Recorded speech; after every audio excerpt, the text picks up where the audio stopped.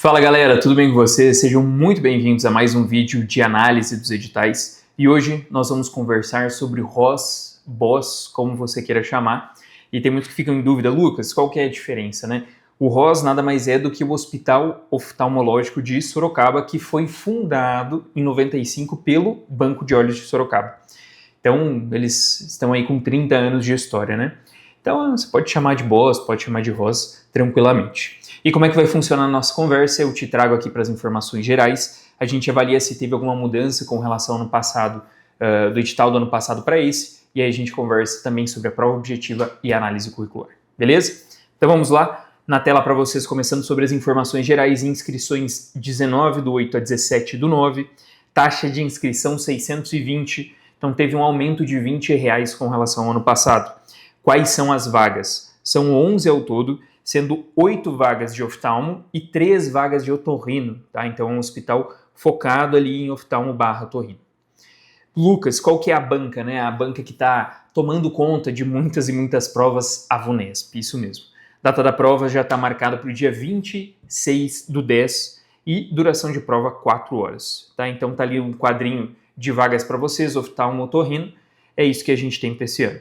Com relação às fases, são 2 fases. A primeira, uma prova objetiva, sem questões, ABCDE, de responsabilidade da VUNESP, o peso é 90%. E a segunda fase, que tem peso de 10%, olha só, é uma análise/entrevista curricular, tá? Não é só uma simples análise objetiva do currículo, não. Então tem aqui, ó, é responsabilidade do ROS, né? E será necessário o candidato arguir sobre o currículo, tá? Envio do currículo vai ser do dia 2 ao dia 4 de dezembro, e aí ele coloca que será realizado na cidade de Sorocaba, prevista para o dia 12/12, no período da manhã. Então já anota aí no calendário, caso você vá fazer maior número de provas, que no dia 12/12 vai ter a arguição curricular do ROS, para você não se perder nas datas, beleza? Quando que sai o gabarito preliminar, Lucas? 27/10, recursos são 2 dias úteis, tá? Depois do que deu origem depois da liberação do gabarito. Resultado final no dia 19/12. Tá? Então, ali uma semaninha depois da análise curricular, da arguição curricular, você vai ter o resultado. E o local das provas vai ser em Sorocaba mesmo.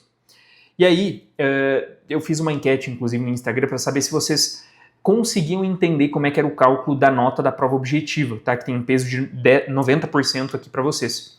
E é isso que está na tela aqui para vocês, essa nota padronizada. Tá? Ela é igual à nota do candidato menos a média de notas do grupo, dividido pelo desvio padrão do grupo, vezes 10 mais 50. Tá? E o que isso tem de implicação? Eles fazem essa padronização para conseguir comparar com os outros anos.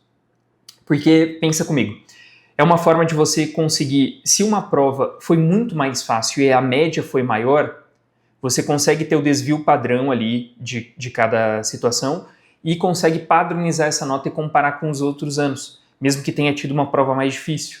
Então vamos supor, um candidato que tenha 2 desvios padrões acima de uma prova fácil, é também considerado de modo igualitário, ali vai tirar a mesma nota padronizada do que aquele que fez 2 desvios padrões acima de uma prova difícil. Mesmo que na prova difícil, o volume absoluto, no volume bruto de acertos tenha sido menor, tá? Então pensa comigo aqui, ó, se você colocar nessa nota padronizada, se você colocar ali nota do candidato, vamos supor que seja uma nota de valor 60, e a média do grupo foi 60, vai ficar 0 em cima. Então vezes 10 dá 0, mais 50. Então sempre que você ficar na média de acertos, a tua nota padronizada vai ser 50, tá? E aí vai depender de quanto que é justamente a média do grupo. Então vamos supor que você tenha tirado 70 acertos, e a média do grupo foi 60. Vai ficar 10 em cima sobre 10 embaixo, considerando que o desvio padrão ali do grupo foi 10, vezes 10 dá 10, mais 50, fica 60 a nota padronizada. Tá? E é a mesma coisa se você ficar abaixo da média. Tá? E esse vezes 10 justamente é para padronizar a nota de 10 em 10, então a cada desvio padrão acima, você acrescenta 10 pontos na sua nota, ou então diminui 10 pontos da sua nota, beleza? E se você ficar exatamente na média, quer dizer que você vai ficar ali com a nota 50 padronizada. Inclusive, ele coloca ali embaixo, ó, serão aprovados os candidatos que obtiverem nota padronizada ou igual ou superior a 45. Então você tem que ficar quase na média, não pode ficar um pouquinho abaixo, mas não muito. Tá? Tem que ficar praticamente ali na média dos candidatos para conseguir ser aprovado para a segunda fase. Beleza? Show? E caso você tenha mais alguma dúvida, eu trouxe também, enfim, nem vou colocar isso para vocês, mas tem aqui, por exemplo, a média do ano passado dos candidatos, né?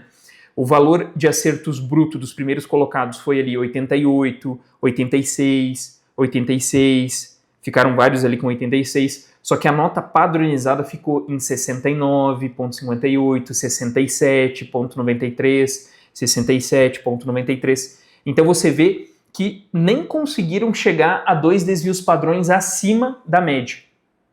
Tá? Não se preocupa se a tua média chegar ali a nota padronizada 68, 69, você ficou quase 2 padrões acima. Isso costuma ser uma nota muito boa dos primeiros colocados na primeira fase. Beleza? Tranquilo?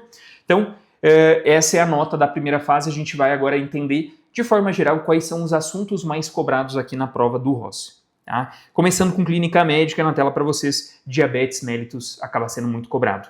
E aí divide principalmente tratamento, mas também complicações agudas do DM, como por exemplo CAD, cetoacidose diabética. E esse ano nós tivemos muitas atualizações importantíssimas sobre DM e vale a pena você estudar, vale a pena você saber isso muito bem antes de ir para a prova. E olha só o que tem ali em terceiro, também doenças da tireoide, então endócrino é muito importante aqui para vocês. Outro que acaba sendo muito importante é cardio. Tá ali mais para baixo eu coloquei as flechinhas vermelhas, hipertensão arterial sempre cai bastante, insuficiência cardíaca, arritmias, então também são temas importantes para você saber. Cardio e endócrino, sem dúvida, dominam a prova de clínica médica. Seguindo então para a cirurgia, o que a gente tem, Lucas? Doença das vias biliares, atendimento inicial politraumatizado, em terceiro ali abdômen agudo e inflamatório, e divide metade das questões quase apendicite aguda, a outra metade de diverticulite aguda, são os 2 elementos de abdômen agudo inflamatório cobrados.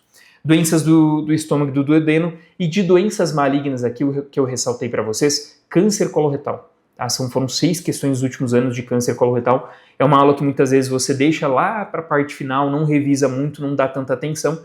Não esquece de verificar isso antes de ir para a prova do Ross.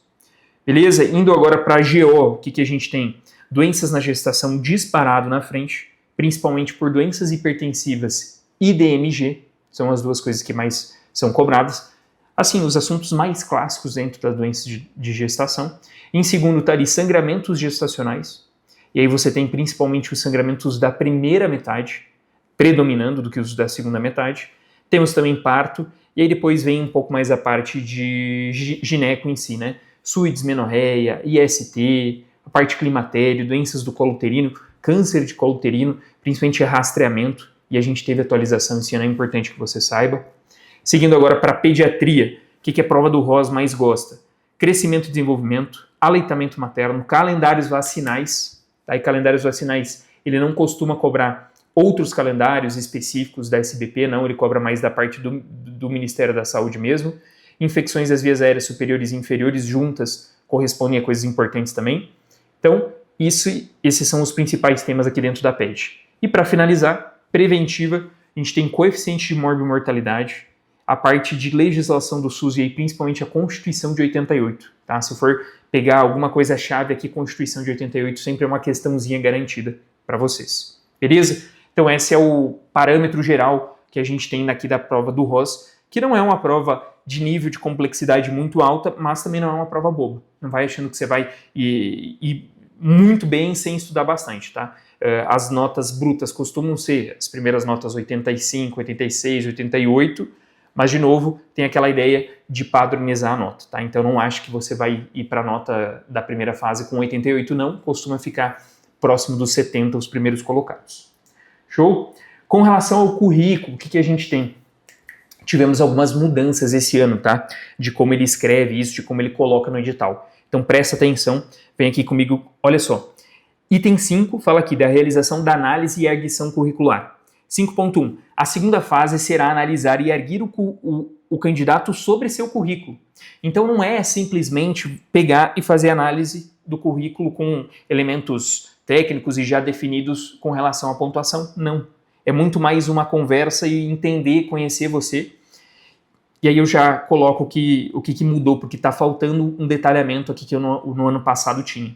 E aí ele coloca no item 5.2. O candidato deverá providenciar seu currículo Lattes e enviar por e-mail, e já tem aqui, ó, co@bos.org.br, tá? Entre as datas 2 e 4 de dezembro, que eu já te falei que era o período de envio.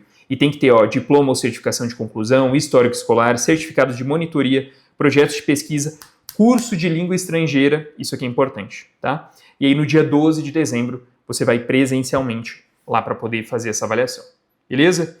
Então olha só que interessante. Esse ano eles mudaram os pesos, tá? Ano passado, a parte de instituição de ensino tinha peso 1, como tem esse ano. Agora, essa parte aqui ó, de relacionadas ao currículo, que está com peso 6 esse ano passado tinha peso 4, tá? Então isso de desempenho durante a graduação, iniciação científica, monitorias e ligas acadêmicas, a parte de participação em congressos e cursos, línguas estrangeiras, comprovante de proficiência, tá? Isso é uma coisa que a gente sempre fala para os nossos alunos que querem ROS. Desde o início a gente indica fazer o TOEFL caso não tenha, ou alguma outra certificação de inglês, tá?